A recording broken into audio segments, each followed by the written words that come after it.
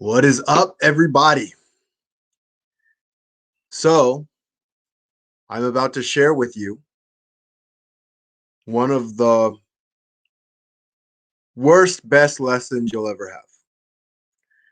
Now, if you stay to the end, you're going to really appreciate the message.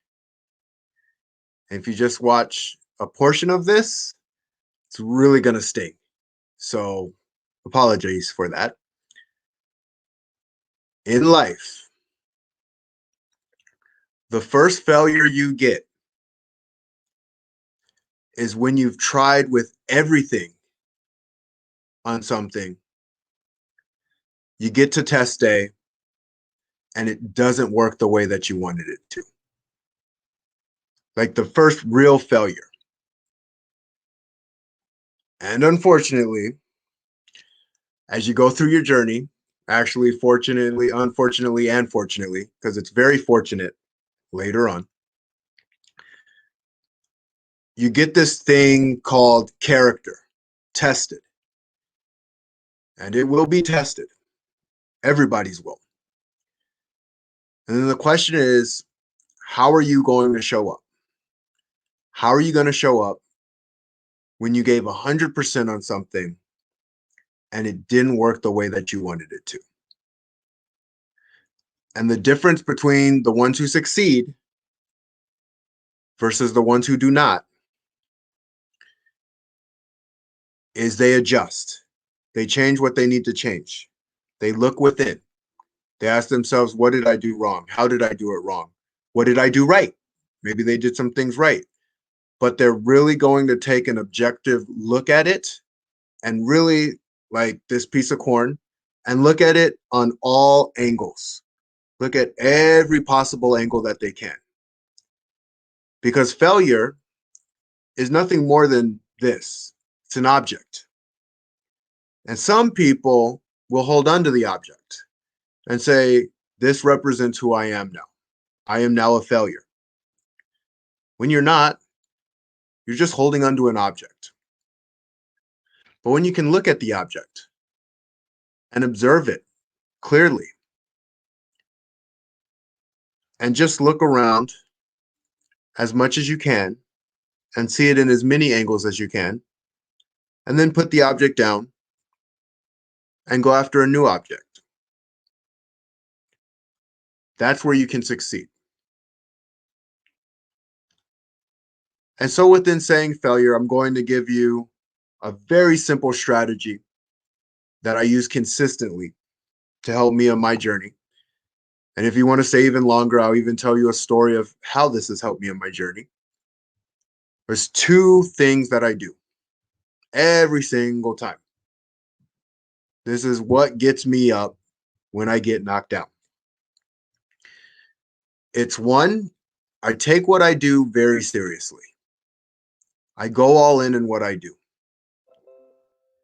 And two, I don't take myself so seriously.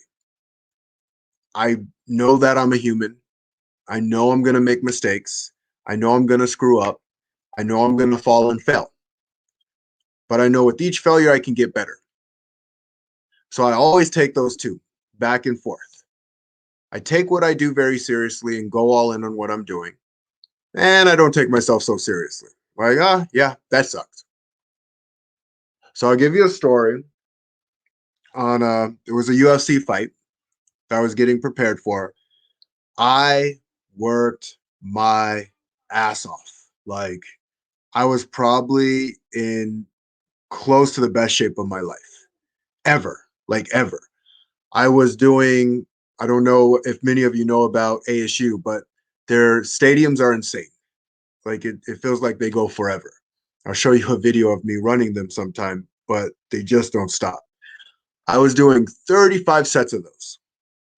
And that's on top of the training I was doing, on top of my sparring, on top of other forms of cardio, on top of weightlifting, on top of everything else. I was doing that. And I was on, like really on. I felt good. I looked good. I was ready to go. And I went in there on fight night and it didn't go my way. And it hurt so bad. So bad for a couple reasons. Knocked out on live TV. Caught with something I didn't see coming. And it hurt. Literally and figuratively. It hurt. It was painful. And I went into the locker room, didn't blame anybody, just looked at myself and thought, what do I do? What do I do better?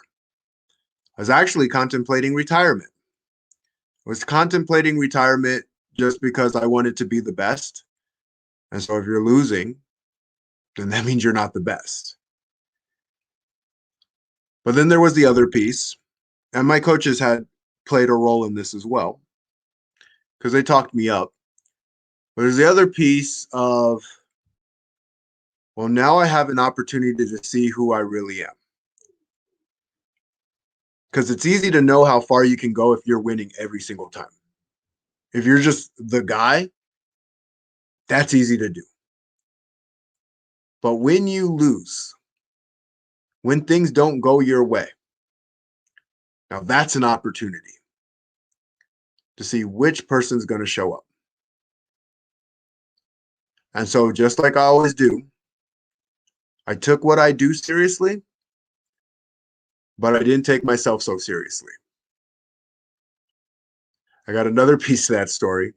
So I'm actually leaving the locker room, and this kid comes up to me, and he goes, "Hey, can I have your autograph? That was an amazing flying knee."